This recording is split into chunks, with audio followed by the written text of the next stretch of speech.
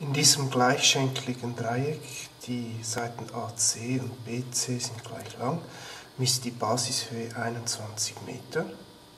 Das da unten ist die Basis, das ist die Basishöhe. Und die Basis selber 56 Meter. Berechne den Umfang des Dreiecks. Ich brauche also jetzt diese Seite hier. Und das ist der Mittelpunkt der Basis. Kann also 56 durch 2 teilen, dann ist das 28 Meter lang und das ebenfalls 28 Meter. Jetzt kann ich mit dem Pythagoras diese Seite hier drüben ausrechnen. Das sind dann also 28 hoch 2 plus 21 hoch 2 und davon die Wurzel.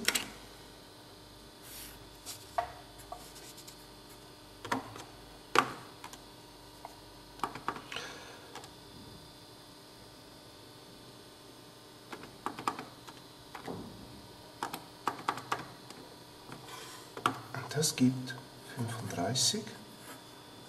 Das heißt, eine solche Kathete ist die Hypotenuse, Entschuldigung, ist 35 Meter lang, die andere natürlich auch.